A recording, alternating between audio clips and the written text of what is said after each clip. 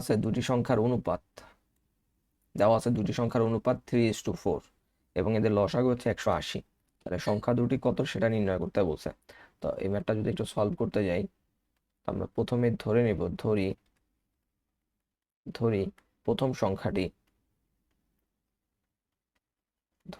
সংখ্যাটি হচ্ছে 3x এবং দ্বিতীয় সংখ্যাটি হচ্ছে 4x।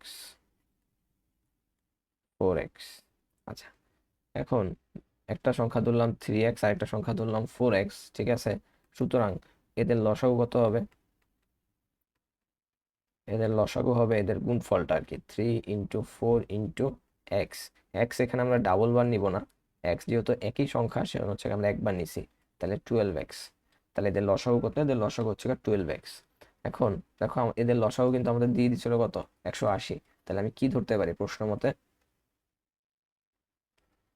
মতে আমি বলতে পারি না যে 12x = হচ্ছে 180। তাহলে x = 180 কে 12 দ্বারা ভাগ করলে যেটা হবে সেটাই হচ্ছে আমাদের অ্যান্সারটা। এটাকে যদি 12 দ্বারা ভাগ করি, প্রথমে যদি 6 দিয়ে কাটার চেষ্টা করি তাহলে হচ্ছে 2 হবে। এটাকে যদি 6 দিয়ে কাটার চেষ্টা করি তাহলে হচ্ছে 30 হবে। আবার 2 দিয়ে 30 কাটলে হচ্ছে 15।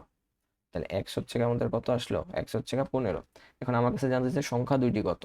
তাহলে জাস্ট আমার প্রথম সংখ্যাটি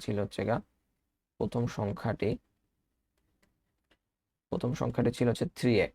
x এর ভ্যালু যেহেতু বের করে ফেলছিলাম, তাহলে হচ্ছে 15। তাহলে 3×5 হচ্ছে 45। দ্বিতীয় সংখ্যাটি হচ্ছে আমাদের 4x। তাহলে 4 × 15, 4×15 = 60। তাহলে দুইটা সংখ্যা কত আসলো? একটা আসলো 45 আর একটা আসলো হচ্ছে আমাদের 60।